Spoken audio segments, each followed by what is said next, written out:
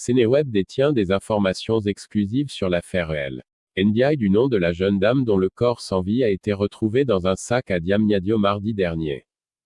Mis devant le fait accompli, le présumé auteur du crime a lâché le morceau devant les enquêteurs. Hamidou Sidibé a dévoilé le mobile du crime sur procès-verbal. Selon le ressortissant malien éclaboussé par ce crime crapuleux, leur bagarre au niveau de sa chambre a finalement viré au drame. Revenant sur les faits, le charlatan de révéler que la jeune dame sollicitait des prières auprès de lui pour faire fructifier ses activités, business. Ndiaye m'avait déjà remis plus d'une centaine de mille pour que je lui fasse des prières. Mais lorsqu'elle est venue chez moi, je n'avais pas encore terminé mon travail. Il me manquait quelque chose, a-t-il déclaré devant les enquêteurs de la brigade mixte de Diamniadio appuyée par un pool d'enquêteurs dont des éléments de section de recherche de Dakar. Mais d'après le récit du charlatan, sa cliente était dans tous ses états parce qu'elle était pressée de recevoir ses prières. Ainsi, Ndiaye lui a précisé clairement, dit-il, qu'un charlatan ne va jamais l'escroquer. Poursuivant ses aveux glaçants, Hamidou Sidibé retrace le film du drame.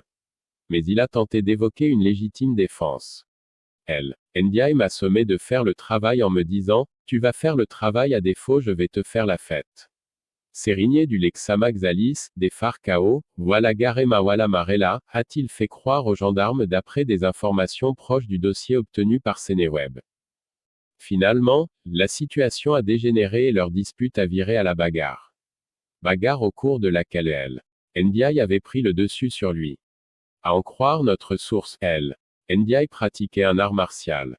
Elle m'a donné un coup de pilon et j'ai réussi à l'arracher avant de riposter avec plusieurs coups, avoue-t-il avant de regretter vivement son acte. Le présumé auteur du crime dira aux enquêteurs qu'il a connu Ndiaye depuis 2009. Et la victime le fréquentait souvent, dit-il, parce qu'elle était son amie. Hamidou Sidibé a été déféré devant le procureur pour assassinat ainsi qu'Awasso et le chauffeur de taxi Daka Soumaré visés pour complicité dans cette affaire.